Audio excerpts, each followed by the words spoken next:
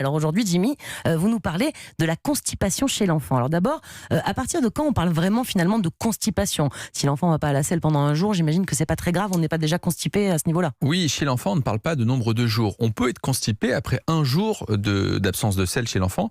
On parle en plus plutôt de constipation chez l'enfant lorsqu'ils ont des selles beaucoup trop dures, trop volumineuses ou lorsqu'elle entraîne une douleur chez l'enfant. Donc un enfant qui va à la selle tous les 2 jours mais qui se plaint de rien, il n'est pas constipé.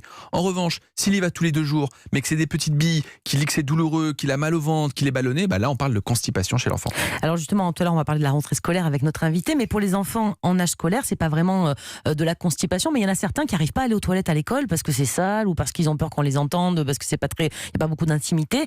Du coup, ceux-là, ils attendent le soir à la maison, mais est-ce que ça, le fait de se retenir, ça peut pas être un critère qui favorise la constipation? Exactement, c'est souvent une cause fréquente de constipation qu'on peut essayer de régler en expliquant à la maîtresse le problème. L'enfant doit aller aux toilettes, il a peur car il n'est pas accompagné, ou c'est sale, ou il est moqué, et donc il se retient. Et en se retenant, les selles deviennent plus dures, plus volumineuses, elles s'accumulent et la constipation arrive. Et le soir, forcément, il est gêné. Alors comment on la prévient cette constipation chez l'enfant?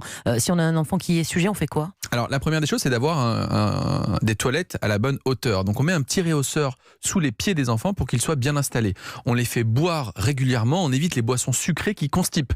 Lorsqu'on ne sait pas trop quoi faire et qu'on dit il refuse de manger des légumes parce que les fibres permettent de réduire la constipation, on peut leur donner une eau riche en magnésium comme l'épar. Et puis il y a un truc tout bête, c'est de pratiquer une activité physique permet d'améliorer le transit. Donc, avec toute cette petite mesure, on peut améliorer le transit des enfants. Et on peut en venir carrément au laxatif avec eux, genre on peut utiliser les mêmes qu'on a peut-être à la maison pour soi, pour les adultes? Bien sûr, alors c'est sur prescription médicale. Il existe des petits lavements sans ordonnance qui peuvent aider au cas par cas, mais faites-vous aider par votre pharmacien. Et chez les enfants à qui on a appliqué toutes ces règles d'hygiène, si on n'y arrive pas, on leur prescrit des laxatifs tous les jours de façon régulière. C'est les mêmes à une dose un peu différente, qui permet d'avoir un transit plus régulier. Mais c'est quoi les risques justement si on a un enfant qui est sujet à ça et qui est donc constipé de manière chronique? Il y a des risques vraiment pour leur santé? Très clairement, le premier chez la petite fille, c'est la cystite.